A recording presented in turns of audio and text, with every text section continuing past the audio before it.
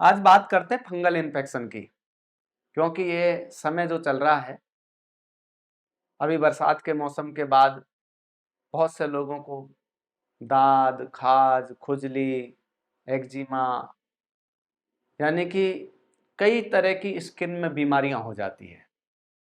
तो आज अपन उन सब बीमारियों के बारे में चर्चा करेंगे जो स्किन डिजीज में, यानी स्किन को खराब करने की चीज है।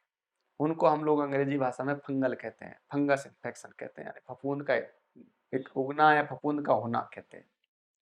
ज्यादातर फफूंद कहाँ होती है? जहां प्रकाश यानी रोशनी की, हवा की जहां कमी होती है। बॉडी के अंदर भी हमारी जैसे ऑक्सीजन की सप्लाई होती है, नए ब्लड की सप्लाई होती रहती है, तो वहां पर फंगल इन्फेक्शन नहीं।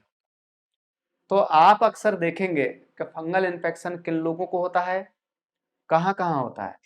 जहां पर हमको सही हवा नहीं मिलती, या जहां पर हमको प्रकाश नहीं मिलता, ज्यादातर वहां पर होती है। इसके अलावा जिनको फंगल इन्फेक्शन होता है उनके अंदर भी कुछ ऐसा होने लगता है, बैक्टीरियाओं का, यानी कि जीवाणुओं का, कीटाणुओं का, ताकि बॉडी के अंदर जो फिल्ट्रेशन की क्रियाएं होती हैं वो प्रॉपर नहीं हो पाती। जब वो प्रॉपर नहीं हो पाती हैं तो बॉडी के अंदर टॉक्सिन्स यानी विषाक्त पदार्थ, यानी फॉरेन मैटर, यानी अपशिष्ट पदार्थ इकट्ठे होने लगते हैं, और जहां पर इकट्ठे होने लगते हैं वहीं पर वो फंगल का भाग उभर करके बाहर आ जाता है।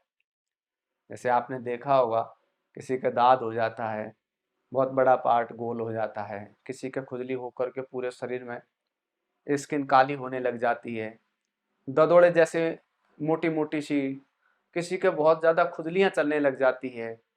इस तरह की बीमारियां पूरी बॉडी के अंदर होती है। तो जैसे हम लोग अंडरवियर पहनते हैं, यहाँ साइडों में, बैक में, या किसी के पैरों में एक्जिमा टाइप हो जाता है, काला पड़ जाता है, बरसों तक दवाइयाँ, बरसों तक इलाज चलता रहता है। तो फंगल इन्फेक्शन का इलाज दो तरीके से होना चाहिए, एक आउटर और एक इनर। आउट का भाग का मतलब होता है बाहरी चीजों का प्रयोग। जैसे आपने कोई ऑयल लगा लिया, कोई ऑइंटमेंट लगा लिया, कोई तेल लगा लिया, कोई लेप लगा लिया, दिस इज ए आउटर प्रयोग। इनर प्रयोग में जो गंदगी हो रही है, अपशिष्ट पदार्थ इकट्ठे हो रहे हैं, उनको बाहर निकालने के लिए।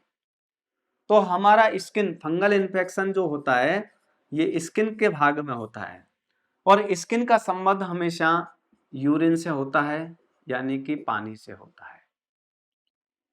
तो जब भी हमारे कोई फंगल इन्फेक्शन होगा तो यूरिन वाला पार्ट इसमें डैमेज होगा, कमजोर होगा। तो यूरिन वाले पार्ट को, फंगल को बाहर निकालने के लिए यूरिन और मोशन दो चीजें हैं जो हमारे अपशिष्ट पदार्थों के द्वारा गंदगी को बाहर निकालने का काम होता है।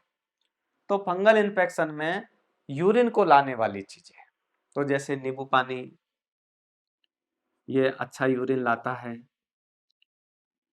हरा धनिया का रस, ये भी अच्छा यूरिन लाता है। छाछ है, ये भी यूरिन लाता है। जिनका यूरिन येलो रहता है उनका येलो यूरिन को ठीक करने के लिए छोटी पीपल का प्रयोग, 2 या 3 छोटी पीपल ले लीजिए, उसको छाछ के साथ में पीस करके ले लीजिए, ये भी फंगल इन्फेक्शन को दूर करता है। बाकी कुटकी और चिरायता, इसके अलावा गिलोय, एलोवेरा, ये सब चीज़ हम लोग घर में प्रयोग करते हैं, लेकिन ये चीज़ें थोड़ी सी ज़्यादा मात्रा में यूज करें तो हमारे फंगल इन्फेक्शन को दूर किया जा सकता है। साबुन, जितने भी सोडा की साबुन हैं, वो इस फंगल इन्फेक्शन को कई गुना अधिक बढ़ाता है। तो हमको सोडा या साबुन का प्रयोग नगण्य कर देना चाहिए, जीरो कर देना चाहिए, यानी यूज नहीं करना चाहिए। और फंगल इन्फेक्शन को दूर करने के लिए तेल, ऑयल सबसे बेस्ट रहता है, जिसमें सरसों का तेल सबसे बेस्ट रहता है, उसमें कपूर डाल लें और उसका प्रयोग करें। जब वो तेल सूख जाए उसके बाद में एलोवेरा का प्रयोग कर सकते हैं। एलोवेरा एक राक्षस प्रजाति का ये पौधा होता है, ये फंगल इन्फेक्शन को खत्म करने का बहुत अच्छा साधन है। तो उसके बाद में एलोवेरा का प्रयोग कर सकते हैं।